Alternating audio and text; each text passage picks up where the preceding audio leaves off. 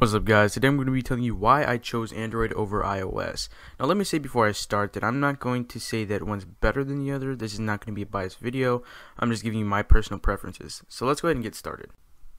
Reason number 6 is Android is cheaper. I can get a fully unlocked brand new 16GB Nexus 4 straight from Google for $350 with no annual contract. I can get a fully unlocked brand new 16GB iPhone 4 for $700 minimum. Yeah, enough said. People say that Apple's products are so expensive because of their hardware. With the nice aluminum finish on their computers, laptops, and phones and iPods, Apple pretty much nails it with their products' hardware. And that leads me to my next reason. And reason number 5 is hardware. According to most iPhone 5 owners, the aluminum backing seems to scratch extremely easily. Now, I've had my Galaxy S3 for quite a while, and in the time that I've owned it, I've been using it without a case, and it still looks like I just took it out of the box. I'm pretty sure that if I had an iPhone 5, no matter how hard I'd try, it'd still end up with some pretty nasty scratches on the back. Reason number 4 is widgets. There are tons and tons of widgets on Android. You have widgets for Facebook, Twitter, messaging, weather, news, music, quick settings, battery info, Google, clocks, browser bookmarks, email, calendar, contacts, sports scores, flashlight, data watch, notes, calculator, and well, you get the point. On iOS, quick access to info is kind of limited. You do in fact have the pull down notification bar, wonder where they got that from, where you can see weather, stocks, and you have buttons for a quick tweet and a Facebook status. But that's pretty much it. iOS users, including myself, have been dying for some widget support in the next iOS update, but it just hasn't happened yet. Razón número 3 is overall phone selection. There are just so many Android phones to choose from, it's mind-blowing. According to Google, over 400 devices legally run Android as of this video. And there are only 6 iPhones. And the 6th iPhone is named the iPhone 5. What the heck? I could get a phone with a 1080p screen, or I could get one that doesn't have a 1080p screen, but it has S-Beam. I could get an incredibly thin phone, or I can get an incredibly thin phone that's waterproof. I could get a rugged phone that can handle any sort of physical abuse, or I could just get a phone that is just simply beautiful. Reason number 2 is kind of tied in with the previous reason, and that is screen size. Along with a bunch of phones that you can choose from, you also have a bunch of screen sizes to choose from as well. Up until the 5th generation, the iPhone has sported a 3.5-inch display, which Steve Jobs said was the sweet spot for pretty much everyone, and at the time it was. With the iPhone 5, Apple upgraded to a whopping 4 inches.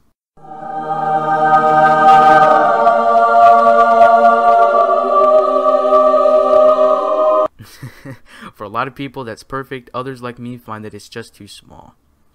You can get an Android phone with a 4.3-inch display or one with a 4.7-inch display, maybe even a 5-inch display if you want. And we all kind of freaked out when Samsung announced the Galaxy Note, which has a 5.3-inch display, as does the Galaxy Note 2. Oh, so you think that's big? The Galaxy Note 3 is allegedly confirmed to have a 5.9-inch screen. And if you thought it couldn't get any bigger, Huawei's Ascend Mate sports a 6.1-inch display. But they aren't finished yet. Remember Samsung's Galaxy Note 10.1? Yeah, it's got a cellular radio in it, which means it's meant to be used as a phone. No, you don't hold it up to your head, making it look like a dinner plate. That looks silly. You're supposed to use a Bluetooth headset. Now, before I get to my number 1 reason, I'm going to run through some miscellaneous features that iOS does not yet support. I guess you can call these features the wildcard features. You have the ability to play Flash content on the web, and I know some of you out there are going to be like, oh, Adobe Flash was taken off the Play Store. Well, yeah, there's a way to sideload Adobe Flash, so you can actually still play Flash content on the web, so don't worry. You have something called NFC, which stands for Near Field Communication, which allows you to wirelessly transfer files between phones using Android Beam with a touch of a button. And there's actually a lot more, but we'll get into that a little later. You have wireless app installation, so you can browse the Google Play Store on your computer, and when you find an app that you want, you don't have to pull your phone out of your pocket, find the app, and download it. You can click install on your computer, and if you're signing into Google, you can select which device to install it on wirelessly. On some Android phones, you have expandable storage via micro SD cards up to 64 gigabytes. So if you have a 16 gigabyte Galaxy S3, you can add on 64 gigabyte micro SD cards, and some phones also have removable batteries. So if you're always on the move and don't have any time to stop and charge your phone, you can buy an extra battery on Amazon and carry it with you wherever you go. Or you can actually just buy an extended battery, which can give you around twice the battery life. And last but not least is the ability to use external hard drives with your tablet or your phone.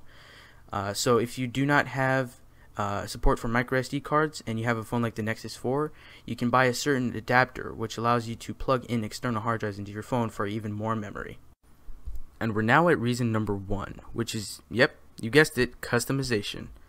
The Android operating system is so open source you can practically do anything with it, whereas iOS is limited, which is not a bad thing. iOS is basically a grid of icons which is simple, easy to use, and it doesn't take a huge learning curve to get around the UI.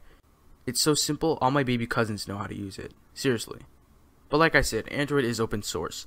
You can easily make it look completely different from the day you bought it. You can make it look like it's running a Windows Phone or just plain stock Android, if it's not already. There are so many custom launchers on the Google Play Store, which all have their own custom settings to help you make your phone look and feel fresh at all times. You can even root your phone, which is pretty much the equivalent to jailbreaking your iPhone, and install a completely different operating system. I recently rooted my Galaxy S3 and installed CyanogenMod 10, which is stock Android. So I pretty much have a Samsung Galaxy Nexus S3, or as MKBHD calls it, the Super Nexus. And if you saw my earlier videos, you'll see that you can even make it look like iOS itself, so the customization goes through the roof and can't be stopped. iOS is also highly customizable, but to get these customization features, you must be jailbroken, which does in fact void your warranty. But if you know what you're doing, a jailbroken iPhone still isn't as customizable as an unrooted Android phone in my opinion. There are so many other things that you can do to customize your Android phone, but there really isn't enough time in a day to go through them all. So that's why I picked Android over iOS, and as I said at the beginning of the video, I'm not saying that one is better than the other, so don't get all mad and rage in the comments because you're only starting wars.